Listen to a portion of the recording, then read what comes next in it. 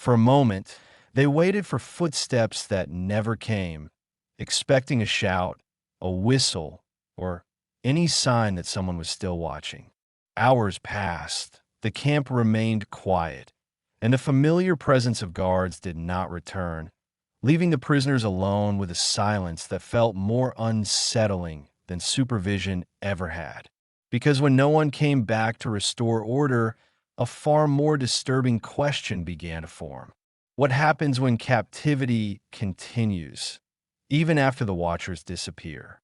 At first, the absence of guards did not register as something unusual, because supervision in the camp had never been constant in a dramatic sense, but rather predictable and routine-driven.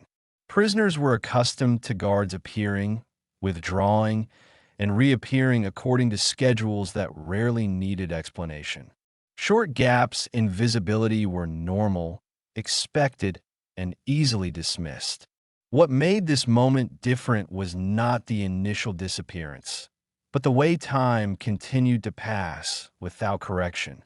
Hours moved forward without the familiar sounds of boots, without shouted instructions, and without the subtle gestures that usually signaled authority returning to its place.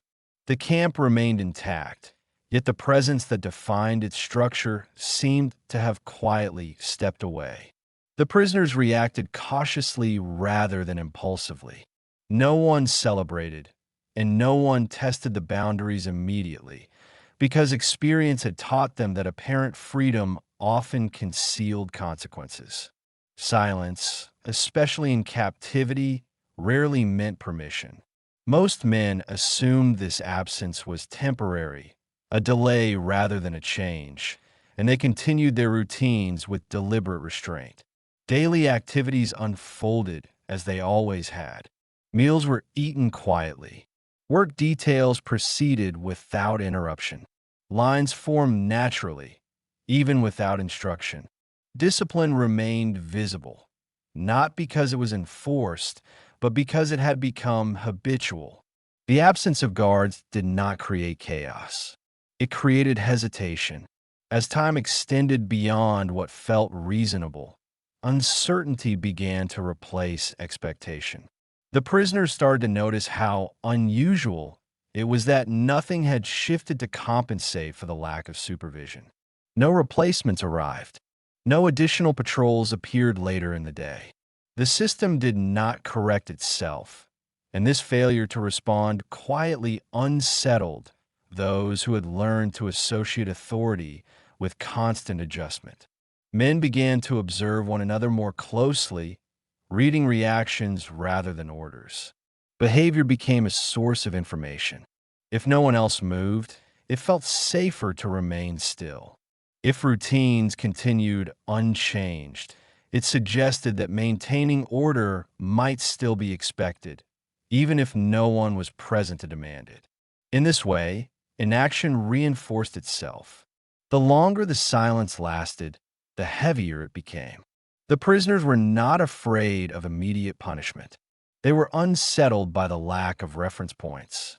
Without supervision, the familiar structure of captivity felt incomplete, like a sentence without punctuation. The rules were still remembered, but their relevance became harder to judge without visible enforcement. Some men quietly scanned the camp boundaries, noting paths that remained empty and gates that stayed closed but unwatched. Others avoided looking outward altogether, choosing instead to focus on immediate tasks that preserved routine. Both responses reflected the same instinct: to delay decision until clarity returned. What distinguished this moment from previous lapses in supervision was its persistence. Silence extended into the next day, and then the next. The camp remained orderly, yet its order felt suspended, as though it existed on momentum alone. The absence of guards no longer felt accidental. It began to feel intentional, or at least accepted by a system that no longer required constant presence to function. This realization did not produce relief. It produced doubt. If authority could withdraw without consequence, then captivity was no longer defined solely by force. It was sustained by something less visible and far more difficult to challenge. The prisoners had been trained to resist pressure, not absence. As this understanding slowly formed, the camp entered a new phase. Supervision had not returned, yet obedience remained. The prisoners continued to live within boundaries that were no longer actively reinforced, navigating a space where control persisted without announcement. And in that quiet contradiction, the true nature of captivity began to reveal itself, not as a condition imposed moment by moment, but as a state maintained even when no one appeared to be watching. Many people who enjoy these stories watch on television. Subscribing helps make sure the next story appears automatically. As the absence of supervision continued, the prisoners gradually shifted from waiting for authority to return to quietly measuring what its absence truly meant. This shift did not announce itself through bold action or sudden defiance, because the men understood that the most dangerous moment in captivity is often the one that appears safest. Instead, they began to test the silence in ways so small they could almost be mistaken for ordinary behavior. The first tests were not about leaving the camp, but about movement within it.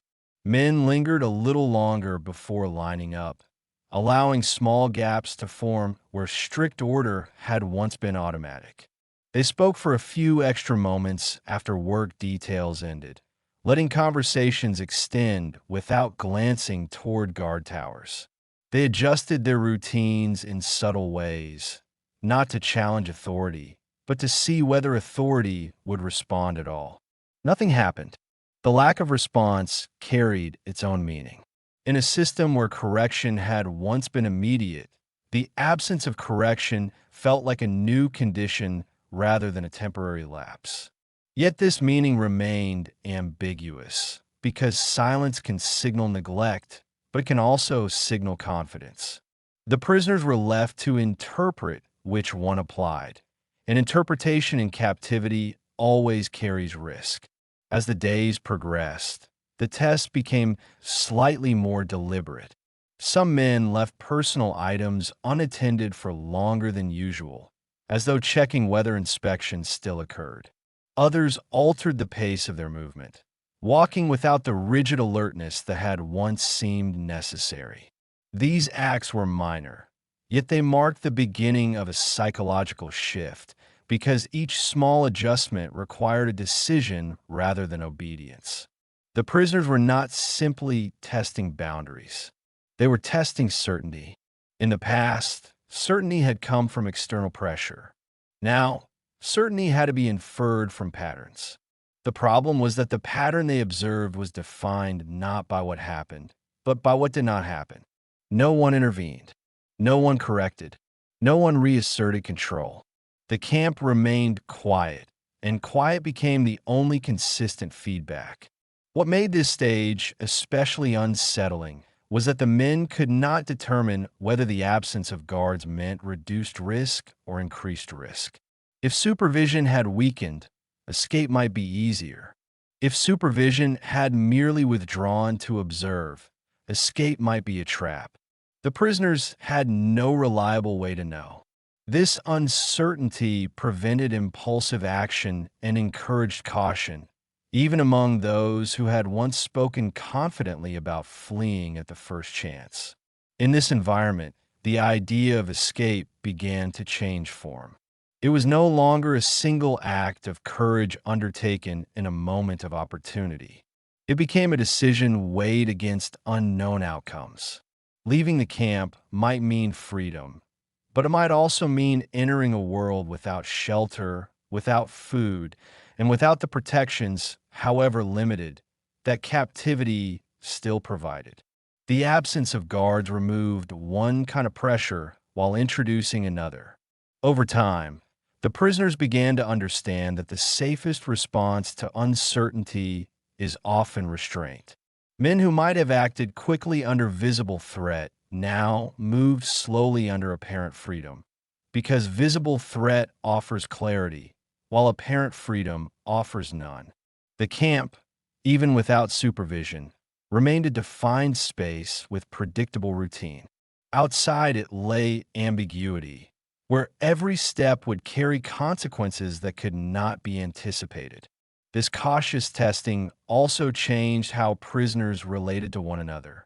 They watched reactions closely, not out of suspicion, but because collective behavior provided information. If no one else pushed boundaries, pushing them alone felt reckless. If routines remained intact, breaking them felt unnecessary. Inaction became a form of coordination, a shared decision to avoid becoming the first example of what silence might conceal. As the quiet continued, the prisoners gradually reached an uncomfortable conclusion.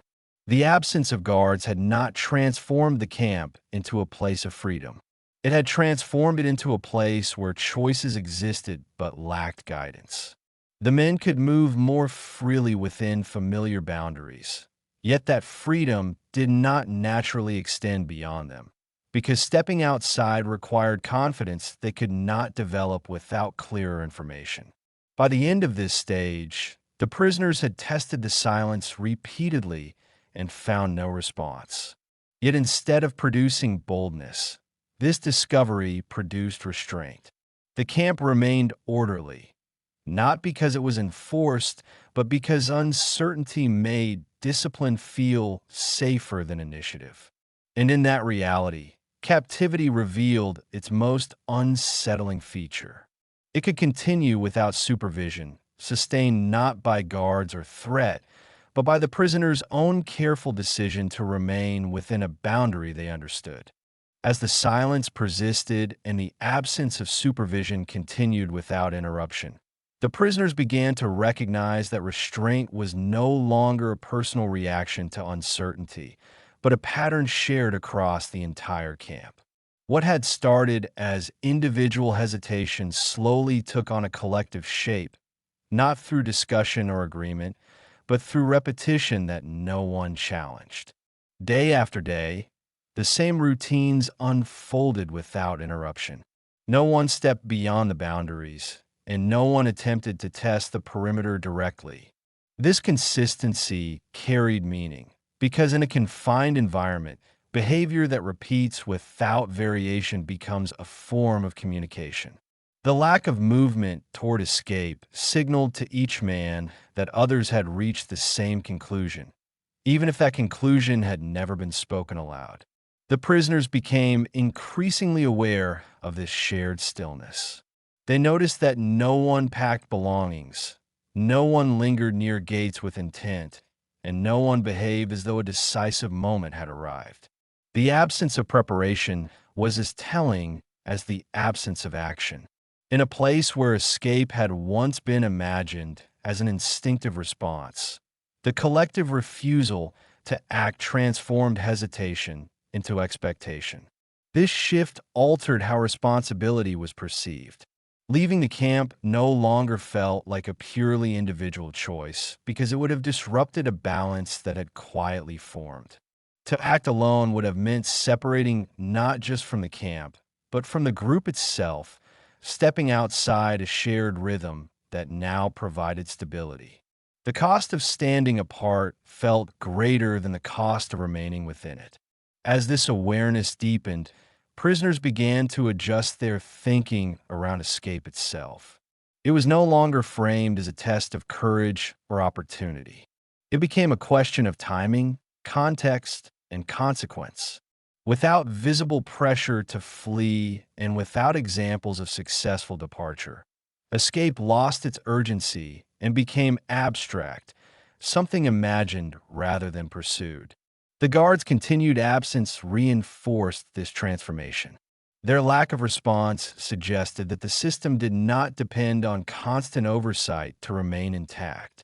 Control appeared to function through expectation rather than enforcement, allowing prisoners to internalize boundaries that no longer needed to be demonstrated. The camp remained stable, not because it was watched closely, but because it no longer needed to be. Within this environment, social cues gain importance. Prisoners measured one another's reactions carefully, not out of distrust, but because collective behavior offered guidance where authority did not. If everyone remained calm, calm felt appropriate. If routines continued unchanged, deviation felt unnecessary. The group itself became the reference point for acceptable behavior. This unspoken coordination did not create unity in any idealized sense. It created predictability. Predictability reduced anxiety, and reduced anxiety made restraint feel rational. The camp, though limited, offered a life that could be navigated without constant decision-making. Outside, it lay freedom paired with responsibility, where every step would require judgment under conditions that remained unknown. Over time, the idea of escape shifted again. It no longer represented immediate relief or resolution. It represented disruption. Leaving would have meant abandoning a system that, however confining, had become understandable. The familiar weight of routine felt easier to bear than the uncertain weight of choice beyond the fences. By this stage, the collective decision to stay no longer felt like an absence of action. It felt like a position. The prisoners were not frozen by fear, nor were they unaware of possibility. They were choosing consistency over uncertainty, guided by a shared understanding that survival sometimes depends less on movement than on maintaining equilibrium.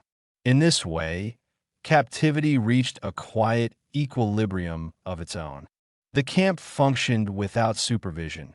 The prisoners remained without force, and the absence of escape attempts became the most powerful indicator of how deeply the environment had reshaped behavior. Control no longer required visibility. It endured through shared restraint, sustained by the knowledge that everyone else was making the same choice. And within that collective stillness, the meaning of escape changed completely. It was no longer something that had failed to happen. It was something that had been consciously deferred, not by one man, but by many, each reinforcing the other through silence and repetition. As restraint became collective and the absence of supervision turned into a stable condition, the prisoners began to reassess the space they occupied, not as a temporary holding area, but as an environment that offered something increasingly rare in their lives: predictability. The camp had not changed in form, yet its meaning began to shift as uncertainty outside its boundaries grew more abstract with each passing day. Inside the camp, daily life followed a pattern that required little interpretation. Meals arrived at expected times. Work details were assigned with consistency. Even silence followed a rhythm that could be anticipated. Nothing about this routine suggested comfort or generosity, but reduced the mental effort required to exist. The prisoners knew what each day would demand, and that knowledge carried weight. Beyond the fences, by contrast, the world remained undefined.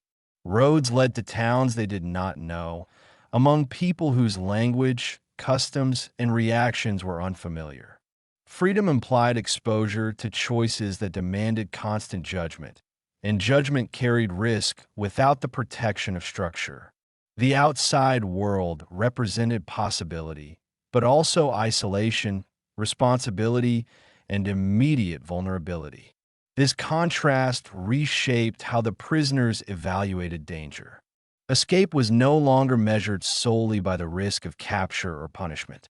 It was weighed against the loss of routine, the loss of social familiarity, and the loss of a system that, however restrictive, provided stability.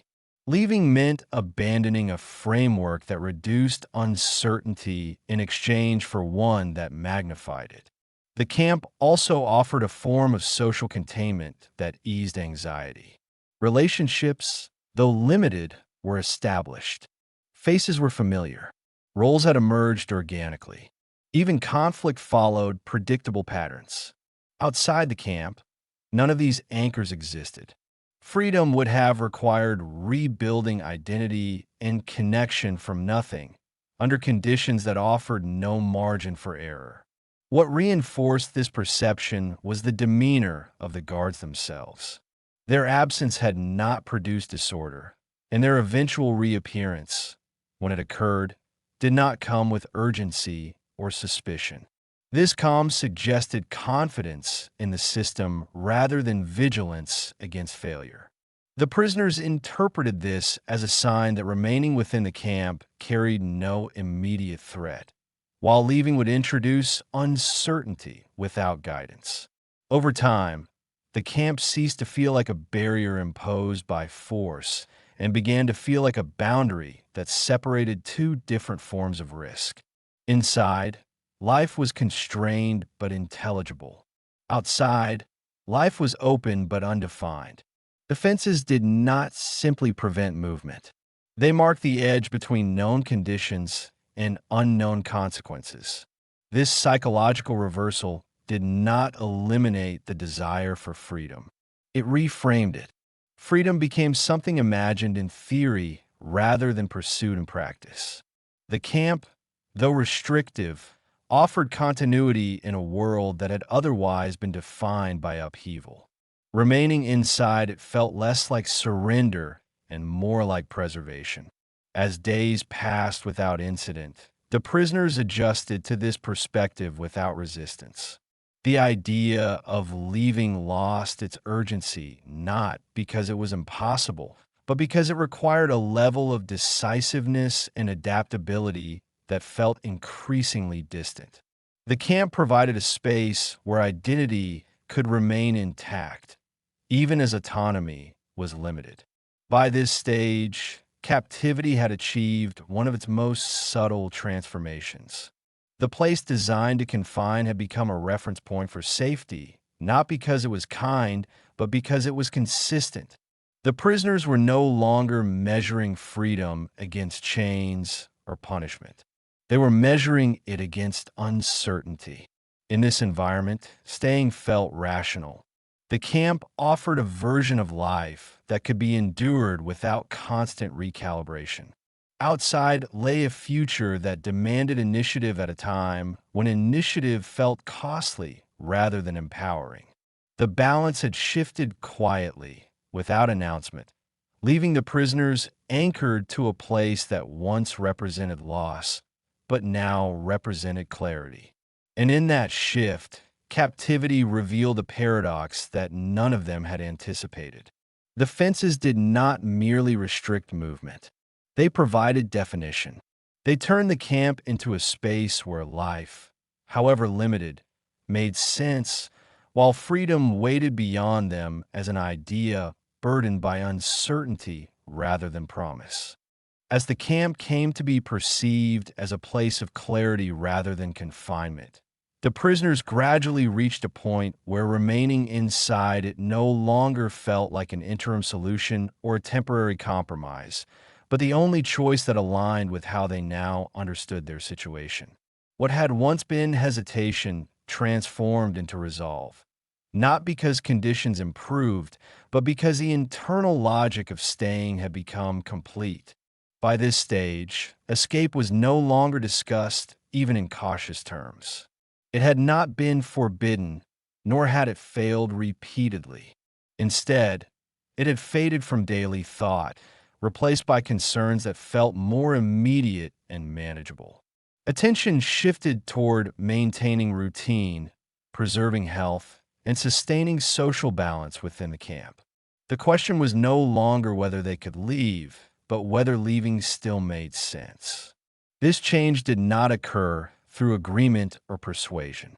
Each prisoner arrived at it independently, guided by experience rather than instruction. Yet the outcome appeared collective because the reasoning followed similar paths. The camp offered predictability, shared context, and a structure that limited uncertainty. Outside, freedom promised possibility without guidance, demanding constant judgment in a world that had already proven unpredictable.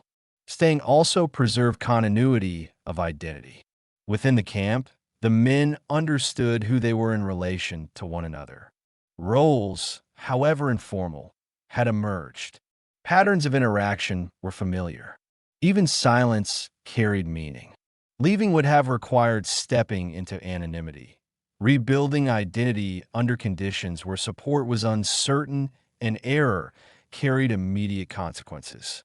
The psychological cost of departure began to outweigh the symbolic value of freedom. Escape demanded initiative, adaptability, and confidence in a future that offered no assurances. Remaining required endurance, patience, and acceptance of limits. For men shaped by prolonged instability, endurance felt achievable, while initiative felt risky. What made this decision particularly powerful was that it did not feel imposed.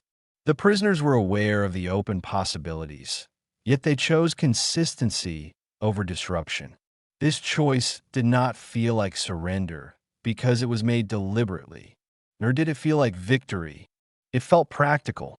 Staying preserved coherence in a life already reduced to essentials. As this mindset settled, the camp ceased to function as a space defined by barriers alone. It became a contained environment where life, however constrained, could be navigated without constant recalibration. The fences marked not only physical limits, but the boundary of a system that made sense. Beyond them lay a future that demanded more than many felt able to give. The guards' continued confidence reinforced this equilibrium. Their routines suggested no expectation of mass escape, no urgency to tighten control. This calm validated the prisoners' perception that remaining posed no immediate danger, while leaving carried unknown risk. The system functioned without pressure, relying on internal alignment rather than enforcement. Over time, the distinction between choice and circumstance blurred. The prisoners did not feel forced to stay, yet staying became inseparable from survival as they now understood it. Freedom remained an abstract concept, respected but deferred. The present demanded stability, and stability was found within the camp. By the end of this phase, the decision to remain no longer required justification. It had become a natural outcome of a process shaped by uncertainty, adaptation, and a human need for coherence. The prisoners were not immobilized by fear, nor were they unaware of opportunity. They were acting within a logic refined by experience, one that prioritized intelligibility over possibility. In this way, captivity reached its most subtle expression. The men stayed, not because escape was denied, but because leaving required embracing a future that no longer felt accessible. The camp had reshaped their relationship with freedom itself, turning it from an urgent goal into a distant horizon, acknowledged but postponed in favor of a life that could still be understood. By the time the prisoners fully accepted that they could leave and yet remain where they were, captivity had ceased to function as a simple condition imposed by guards, fences, or rules. It had become an internal state shaped by familiarity, adaptation, and the gradual redefinition of what freedom meant under prolonged uncertainty. The camp itself had not changed.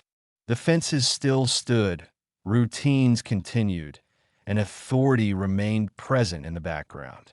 What had changed was the relationship the prisoners had formed with those conditions.